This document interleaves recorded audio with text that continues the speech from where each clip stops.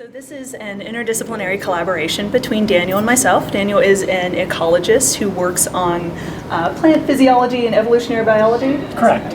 And I'm a cultural anthropologist. I study the relationship between humans and their environment.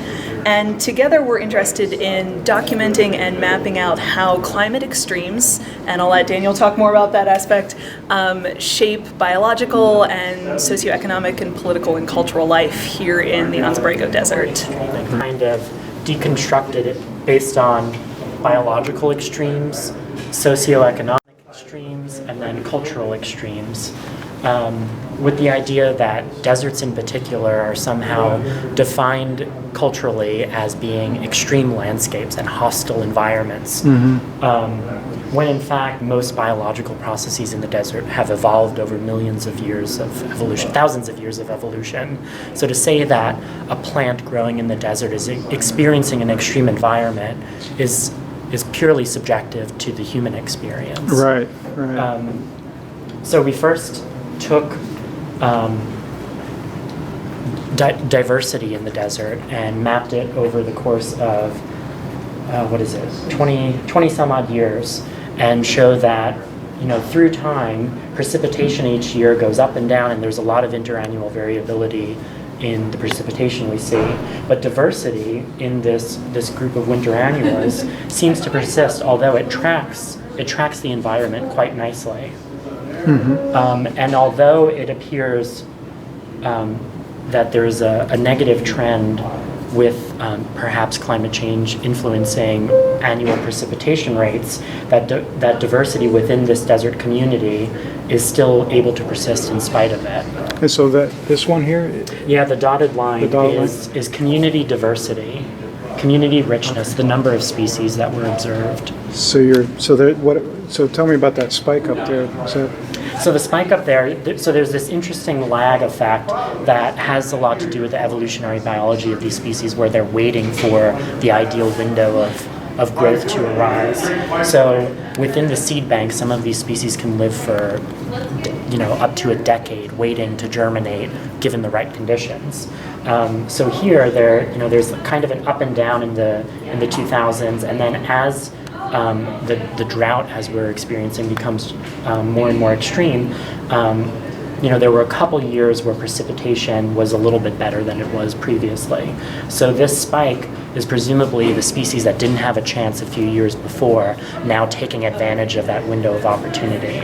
So richness is actually higher in these years, even when back in the day, precipitation wasn't as low as it is. Extremophiles, yes. So for the last section, we wanted to kind of broaden back out to this bigger perspective about local extremes and local norms, and really look at the kind of locally specific cultural narratives about what life is like in Borrego Springs and in the Anza-Borrego Desert, and how all of those variations that we talked about in the previous boxes feed into the way that people live their lives here and what political and social life look like. So this box is based not on numerical data, but on interviews with folks who live here, with residents, with visitors, and with some outside experts who are coming here to visit and to work as well.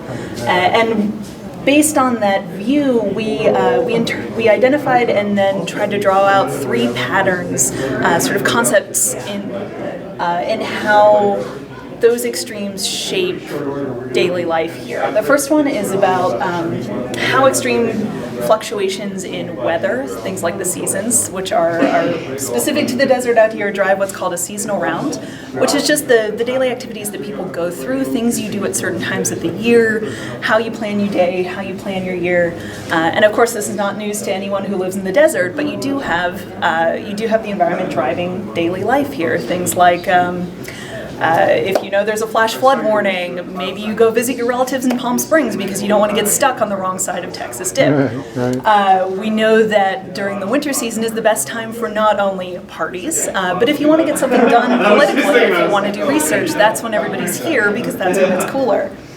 And then, of course, most important for things like the local economy and the local political system, You have those spikes in the spring with tourism from the previous box, and with the high temperatures in the summer, you can have effects from staying inside during the day all the way up to businesses actually closing their doors over the summer because air conditioning bills are too high.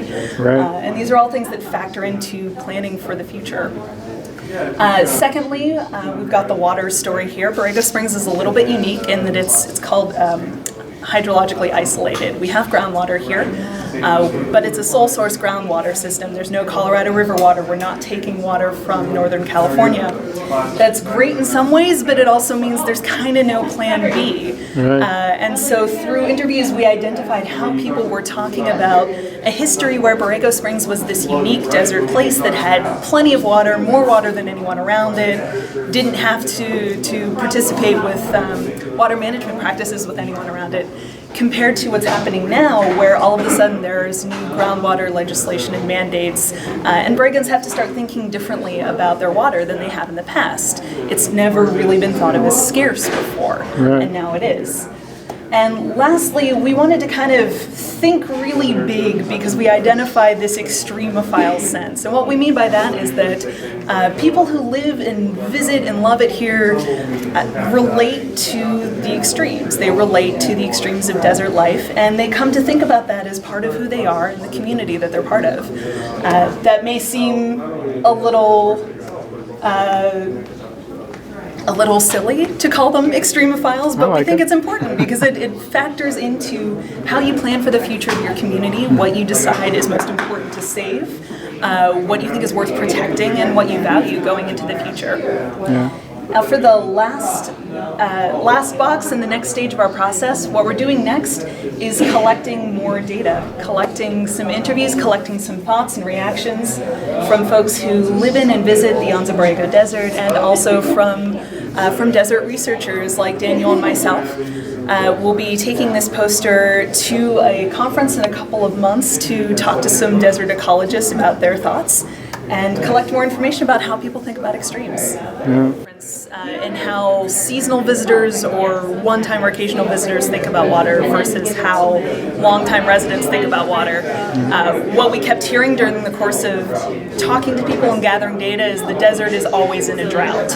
So part of the challenge here among water managers and water activists and folks who live and work here is getting the people who write water policy to remember that Anza-Borrego is always already in a drought from the perspective of those policies. So I think people here tend to be very aware of it. Mm-hmm. Seasonal visitors and people who are just rolling through don't really think about it because you turn on the tap and water comes out. You sit down at a restaurant and water is served to you. So there's been a big push here to try and remind people who may just be blowing through town that water conservation is an issue here and in other places in the desert, even though they don't see necessarily how that works. Right. You can't take it for granted. Exactly. You can't take it for granted. But in a way, Borrego is like a Absolutely. Borrego can be thought of as a microcosm of what's going on with what's called small water systems in California.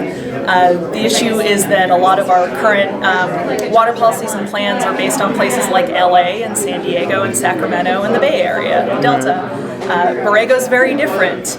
A lot of times there are gaps in how the laws are written, and places like Anza-Borrego and the Borrego Water District have to figure out how to fill those gaps. What's interesting about what's going on here is that Borrego's doing that faster than a lot of other small communities, so there is an opportunity for Borrego to be a standard setter. Yeah,